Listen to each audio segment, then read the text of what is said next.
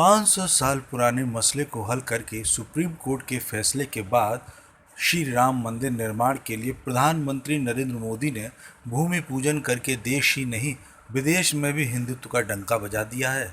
अयोध्या में श्री राम के भव्य मंदिर के निर्माण की नींव रखते समय पीएम नरेंद्र मोदी और उत्तर प्रदेश के मुख्यमंत्री योगी आदित्यनाथ के अलावा आरएसएस के प्रमुख मोहन भागवत, बाबा रामदेव सहित अन्य साधु संतों ने शिरकत की।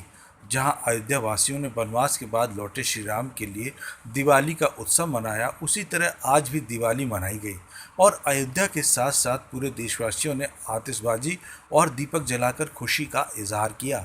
ऐसा ही नज़ारा कस्बा बरहन रावत कॉलोनी स्थित सिद्धेश्वर महादेव मंदिर पर देखने को मिला, जहां विश्व हिंदू परिषद और कॉलोनी वासियों ने दिन में सुंदरकांड का पाठ किया और शाम को दीप जलाकर आतिशबाजी कर श्री राम की जय जयकार की।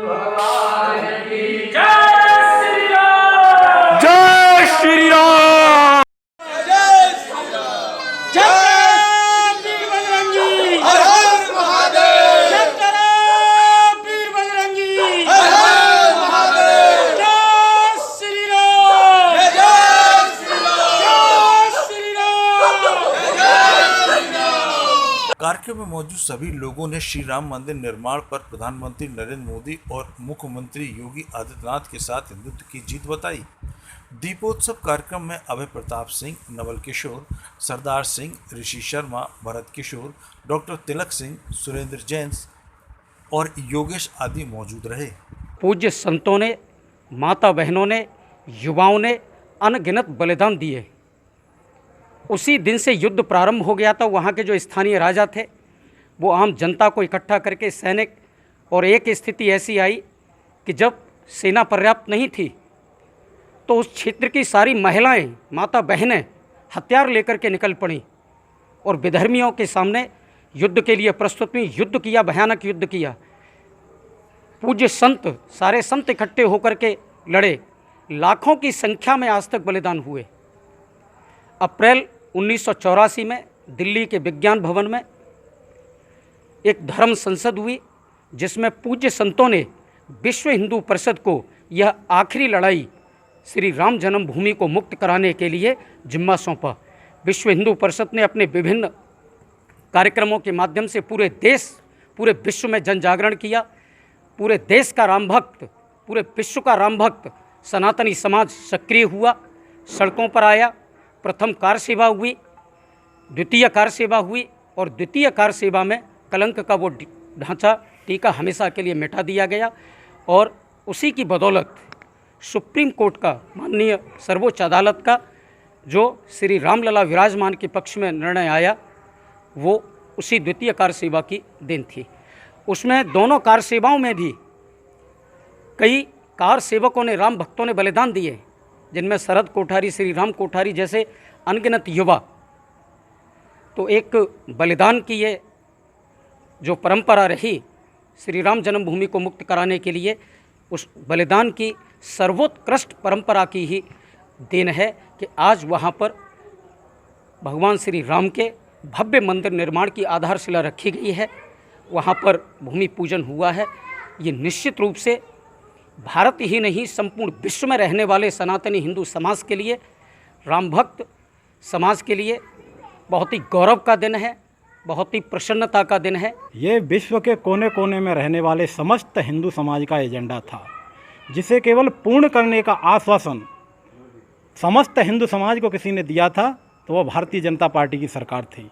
और भारतीय जनता पार्टी की सरकार में मैं इस बात को बड़े गौरव के साथ कहना चाहता हूं कि जिस तरह से मोदी जी शिलाओं का शिलान्यास करने की प्रतीक्षा कर रहे थे, उसी प्रकार वो पवित्र शिलाएं भी इस पवित्र तपस्वी के पवित्र करों का इंतज़ार कर रही थीं कि वह आएगा और मुझे स्थापित करेगा। उनके इंतज़ार करते करते करते करते इन शिलाओं ने 1528 से लेकर के 5 अगस्त 2020 तक 491 वर्ष, और 451 वर्ष को हम समांतर जोड़ें तो इसका योग आता है 14, और 14 वर्ष का वनवास राम जी ने पाया था, और 14 वर्ष के बाद रामलला अयोध्या में पुनः विराजमान हुए हैं। ये समस्त हिंदू समाज की जीत हुई है।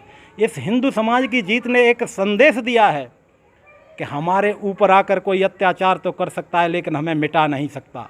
हमारे धैर्य की क्षमता, धैर्य की सीमा इतनी है कि 491 वर्ष तक हमने इंतज़ार किया, जबकि हम जानते कि यही राम जन्मभूमि है। सर्वोच्च न्यायालय भी जानता था, दुनिया के बच्चा जानता था कि केवल अयोध्या एक है और अयोध्या में राम जन्मभूमि है। इसके लिए सारे साक्ष्य दे दिए गए थे, लेकिन फिर भी किसी को ऐसा न लगे कि किसी के साथ अन्याय करके रामलला विराजमान हुए हैं।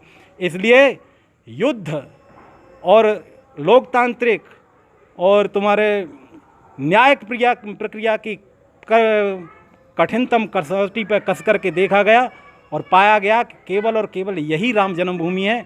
वहाँ पर रामलला को विराजमान किया गया। और कोटि कोटि धन्यवाद देता हूँ मैं अपने प्रधानमंत्री, कहें स्वयं को प्रधान सेवक कहने वाले ऐसे परम तपस्वी प्रधानमंत्री आदरणीय नरेंद्र मोदी जी को, जिन्होंने यह कार्य न केवल कहा बल्कि करके दिखाया। जो कहते हैं वो करके दिखाते हैं। आगे भी भारत को विश्व गुरु बनाने का वादा किया है और उन्हीं के नेतृत्व में यह भारत विश्व गुरु बनेगा, इसमें कतई कोई शक नहीं है। राम मंदिर को लेकर के भारत की जनता में अपार खुशी है। जो खुशी एक दादा को अपना नाती होने पर होती है, एक पौत्र होने पर होती है, उससे अधिक खुशी हमारी जनता में, हमारे बुज़ुर्गों में, बच्चे में अपार खुशी है।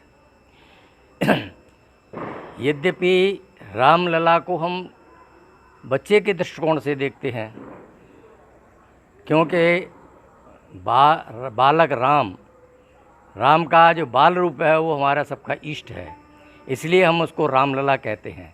यथार्थ में देखा जाए तो राम हमारा सच्चित आनंद स्वरूप, राम सच्चिदानंद दिनेशा, ऐसी स्थिति में देखा जाए वो हमारा सबका इष्ट है। राम जो है कण कण में व्यापक है, और ऐसी स्थिति में देख करके हमें जो मर्यादा पुरुषोत्तम श्री राम ने अपने जीवन में जो आदर्श किया, हम अपने युवाओं से, अपने देश की जनता से ये अनुग्रह करेंगे कि राम का अनुकरण करें। राम ने जिन मर्यादाओं का पालन किया, जिस चरित्र का पालन किया, जिस जो मर्यादाएं थीं, जो त्याग की दृष्टिकोण से उन्होंने राजसुखों के भोग को त्याग करके और जंगल में जाकर मर्यादाओं को स्थापना की, ऐसी स्थिति में हमें भी उनसे शिक्षा लेनी चाहिए। आज हम सीखेंगे बाजार जाना। सबसे पहले नाक मुंह को मास्क या कपड़े से ढकें। प्लास्टिक की वही चप्पलें पहने जो आपने सिर्फ बाहर आने जाने के लिए रखी हैं। सामान लाने के लिए प्लास्टिक की बाल्टी और साथ में 70% अल्कोहल वाला छोटा सैनिटाइजर रख लें। अब घर से बाहर निकलें। बाहर अनावश्यक कुछ ना छुएं। बाजार में सबसे 6 फुट की दूरी बनाकर रखें। और हाँ, एटीएम इस्तेमाल करने से पहले एटीएम का कीबोर्ड सैनिटाइज करें। पैसा निकालकर कार्ड को भी सैनिटाइज करें।